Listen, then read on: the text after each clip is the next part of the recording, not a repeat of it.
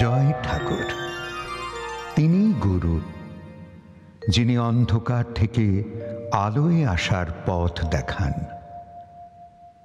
শ্রী রামকৃষ্ণ প্রেমবিহারের পূজ্যপাদ আচার্য শ্রীমৎ স্বামী সম্বুদ্ধানন্দের প্রবচন গুছিয়ে নেওয়া। আজ ছুটির দিন, ধীরে ধীরে লোক সমাগম হচ্ছে। বিকেল 3টে এখন।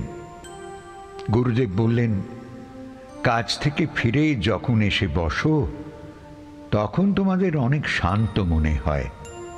আজ ছুটির দিন, সারাটা দিন আয়েশ করে খাওয়া দাওয়া বিশ্রাম করে কাটল, তবু তোমাদের একাগ্র মনে হচ্ছে না কেন? ইন্দ্রেন্দু মুখার্জি চায়ের কোম্পানিতে কাজ করেন, খুব ধনী। তিনি বললেন, মহারাজ, ছুটির দিনে মনে হয় আমরা বেশি অগোছালো থাকি, ওটাই বোধহয় আমাদের চঞ্চল করে রাখে। আমিও খেয়াল করে দেখেছি, সপ্তাহের অন্য দিনের গাম্ভীর্য ছুটির দিনে অবশ্যই থাকে না। চাপহীন বলেই কি এমন? মহারাজ বললেন, সে কি, চাপ থাকলে তো মন একদমই চাপের কারণ নিয়েই ব্যস্ত থাকে। চাপ থাকলে একাগ্রতা আসে না তো, বরং চাপ সরে গেলে আবার আর এক বিষয়ে মন একাগ্র হয়। নয়তো এই চাপের বিষয় নিয়েই মন হাঁপিয়ে মরে। ইন্দ্রেন্দু বললেন, মহারাজ, ওই জন্যই বোধহয় কর্মক্ষেত্র থেকে ফিরে দুশ্চিন্তার আরাম খুঁজি আপনার কাছে। মহারাজ বললেন, আচ্ছা, তোমরা কি সবাই এলে, না খানিক খানিক এখনো বাকি? নবারুণবাবু আশ্চর্য হয়ে বললেন, আসেনি। মহারাজ হেসে বললেন, এসেছ তো আমিও দেখছি, আবার পুরোটা যে আসনি তাও বুঝতে পারছি। জন্ম হলো মানেই তো এসে পড়ল শিশুটা। আবার যতক্ষণ না প্রাকৃতিক বোধগুলো পূর্ণ মাত্রায় গড়ে উঠছে ততক্ষণ আসেও নি। আমরা ওকে আমাদের মতো করে স্বাভাবিক করে তুলি। অনেক পরে ও পুরোটাই এসে পড়ে। ও তখন আমাদের মনের মতো হতেও পারে, নাও পারে। আসলে বিচার বুদ্ধিটা যার যার তার তার মতো করে কাজ করতে শুরু করে যে। ওই জন্যই বলছি, এসে পড়েছ, কিন্তু এই দিকের পুরো হুঁশটাও আসেনি। এবার ধীর স্থির হয়ে পুরোটা গুছিয়ে নাও দেখি। সবাই ছুটির দিনের হই হইটা একটু কমিয়ে স্বাভাবিক হতে লাগলেন।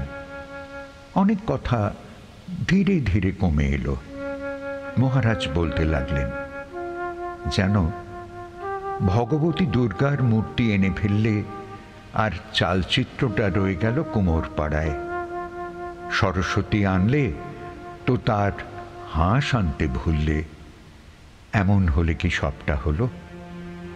আবার যদি ধরো, মন দিয়ে গুছিয়ে গাছিয়ে সব নিয়ে এলে, কিন্তু সারা মণ্ডপ জুড়ে বাহন, অস্ত্র, দেবী ছড়িয়ে ছিটিয়ে রাখলে, তাও কি দেবীর উপযুক্ত অবস্থা হলো? ধরো না, সবাইকে অস্ত্র যথাস্থানে দিলে, সবাইকে বাহনও যার যার মতো করে দিলে, তাহলে কি পূর্ণ হলো? তারপরও কথা থেকে যায়, অ্যালাইনমেন্টটা যেন ঠিক হয়, ডান বাঁ ধারণাটাও যেন জানা থাকে। তোমরা তো এক একটা প্রতিমা গো, দেহখানা চালচিত্র। মন কখনো হাঁস, কখনো ইঁদুর, কখনো ময়ূর, কখনো পেঁচা, কখনো মোষ, কখনো সিংহ, সাপ, আরো কত কি। জানো তো, তোমার প্রতিমায় সংস্কার স্বরূপ অনেক অস্ত্র যন্ত্র দেওয়া আছে। ও ভার তোমাকেই গ্রহণ করতে হবে। ওই তো তোমার জীবনের প্রবাহ বা চালিকা শক্তি। ওগুলোই মান, অপমান, শ্রদ্ধা, ভক্তি, অভাব, প্রাপ্তি, ব্যথা, আনন্দ, আরো কত কি বহন করে। মনে রেখো, প্রতিক্রিয়াহীন হয়ে থাকলে তবেই মুক্তি, নইলে এক ভার 10টার সমান ভার হয়ে যায়। নির্লিপ্ত হলে জ্বালা, যন্ত্রণা, বেগ এসব থেকে মুক্তি। দেহ তো প্রতিমা, প্রতিমার অনেক যন্ত্রণা। প্রতিমা গড়া থেকে বিসর্জন অবধি দেখলে বুঝবে। খুব অল্পই এর ভোগ সময়, বেশিটাই যন্ত্রণা আর বন্দি। তোমরা গেলে কোথাও, মানে কোথাও প্রতিমাটি স্থাপনা করলে, আর পুজোস্থল অন্যত্র। এমন হলে এক জায়গায় পুজো, এক জায়গায় প্রতিমার কারণে সব ব্যর্থ হয়ে যাবে। যন্ত্র বসিয়ে এলে একবারই, অ্যান্টেনা বসালে আর একবারই, কি হবে? কোনো লাভ নেই। দেহ লাটায়ে ভাবের সুতো গোটাও, তারপর মন ঘুরিয়ে ওড়াও। যত পারো উপরে যাও। অনেক খেলা, আবার সময় মতো নেমেও পড়তে হবে। রাতের আকাশে ঘড়ি দেখা যায় না বাবা। একটু আলো আকাশে থাকতে থাকতেই ঘড়ি নামিও। সবাই খুব মন দিয়ে বিচার করছে, যে যার নিজেকে। মুখ দেখেই মহারাজ বুঝতে পেরে বললেন, তোমরা খুব চিন্তায় পড়ে গেছো তো। গুরুদেবের ঘরে একজন কর্মচারী এসে বাতিদানে আলো জ্বেলে দিয়ে গেলেন। অনেক ঘরেই তিনি বাতি ধরাবেন, তাই হাতে একখানি প্রদীপ নিয়ে ঘুরছেন। এই রূপটি বেশ ভালো লাগে। বুকের কাছে আলোটি সযত্নে রক্ষা করে এ ঘরে ও ঘরে, দালানে সব বাতিদানে রাখা বাতিগুলো জেলে দিয়ে যান রোজ।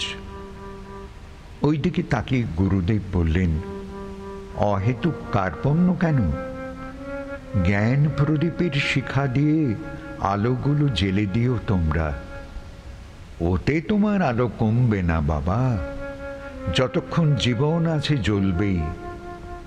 এবার আত্মমগ্ন হয়ে গুরুদেব আপন মনে বলতে লাগলেন, টানা 40 বছর চেষ্টার পর এখন কখনো সখনো সাড়া পাই।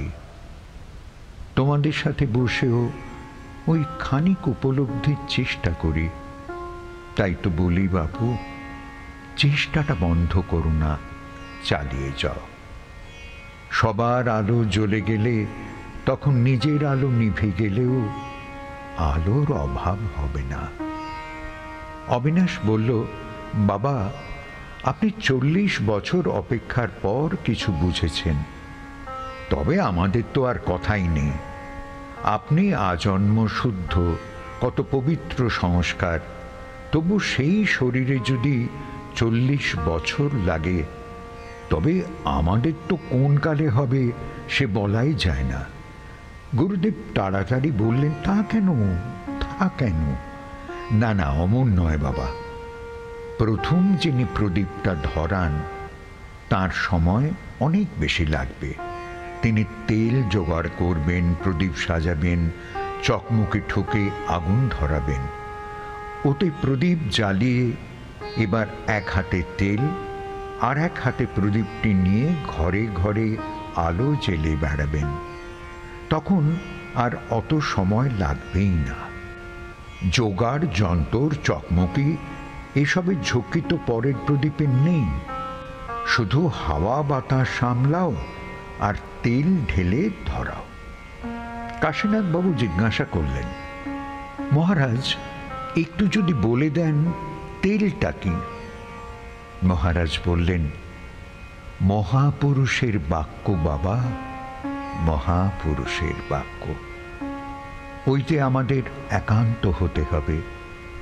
ওই তেলেই তো প্রদীপ ধরবে। দেখছো না কেমন টপ টপ করে প্রদীপের মুখে ওর প্রদীপটা লাগিয়ে আলো ধরিয়ে হাসতে হাসতে এ ঘর ও ঘর করছে। ধরো না, যে বনে পথ হারিয়ে ফেলেছে, তার বন থেকে বের হতে অনেক সময় লাগে। প্রথমবার কিনা তাই। তারপর যারা পথ হারাবে তারা ওই আগের মানুষটার নির্দেশিত পথেই যাতায়াত করবে। ভাস্কো দা গামা তো একটা আস্ত দেশই খুঁজে দিলেন ওইভাবে। গুরুদেব বললেন, তোমরা সজাগ থাকবে বাবা, তোমাদের প্রথম জনের মতো খাটনি নেই, তাই বলে অসজাগ হওয়ারও জো নেই। অসজাগ হলেই হারিয়ে যাবে নতুন করে। জানা বলা নির্ণয় করা পথেই চলো।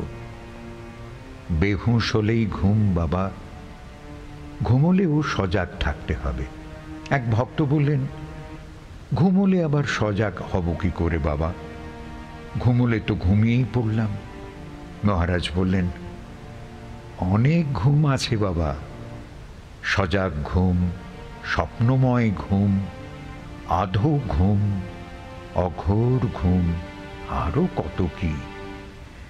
যে বিষয় মগ্ন হলো সেই বিষয়ে ঘুমিয়ে পড়ল। আশেপাশে সব জিনিস অবলুপ্ত হলো তার অনুভূতিতে। ওই কথাই বলছি, বিপদ, দুঃখ, গ্লানি, ক্লান্তি, অপমান এইসবে যেন মগ্ন হয়ে যেও না, তাহলেই বিপদে পড়বে। পথ ভুলে আসল পথ থেকে অনেক দূরে সরে যেতে থাকবে। আপ্তবাক্য, মহাপুরুষের বাণী, শাস্ত্র এই সবই হল প্রদীপের শিখা। নিজের প্রদীপটিতে ওই প্রদীপের সাহায্য নিয়ে আলো ধরিয়ে নাও। মনুষ্য জীবনের সকল যন্ত্রণার অবসানই আসে ঈশ্বর অনুধ্যানে, ঈশ্বর চিন্তায়। ওইটি সবসময় অভ্যাস করতে হয়, বিশ্বাস করতে হয়। ঈশ্বর বই আর কিছুতে মন দিতে নেই, এই বিষয়ে সজাগ ভাব চাই। ভিক্ষে, ওকালতি, শাসন, পরিত্রাণ প্রভৃতি যার কাছে চাও তার ভিতরেও ঈশ্বর। এই বোধই বোধ। ঈশ্বরের ভাবটি যে সর্বদা ধরে থাকে তারই লাভ, বাকি সব অভাব। যা করছো, যা পাচ্ছ, যা নিচ্ছ সবই তাঁর কাছ থেকে, তাঁর। এইটি ঠিক বুদ্ধি। যত সংখ্যাই লাভ করো না, শূন্য দিয়ে গুণ করে দিলে ফল শূন্য হয়ে যাবে। সব পরিবর্তনশীল। তুমি শুধু শুধু কেন এত শ্রম করো? কদিন পর কি হবে কেউ কি জানে? বেশি দৌড়িও না। অপেক্ষা, ধৈর্য আর বিশ্বাস বাড়িয়ে দেখো, সব সমাধান হয়ে যাবে। মহারাজ থামলেন। সত্যি কত সহজে আমাদের অগোছালো জীবনটা কয়েকটা কথায় কেমন গুছিয়ে দিলেন। বড় বড় জানলা দিয়ে শীতল হাওয়ায় আমরাও আনন্দ ও শান্তি অনুভব করলাম। মনে মনে ভাবতে লাগলাম, এবার সজাগ হওয়ার প্রতিজ্ঞা করে চলব। আত্মপ্রত্যয়টা যেন বেশি বেশি মনে হলো। অনেক হালকা, অনেক ভরসায় ভাসছিলাম। মনে হচ্ছিল অনেক বৃথায় জড়িয়েই এত কষ্ট পাই আমরা। গুছিয়ে নেওয়াটাও এবার খুব দরকার।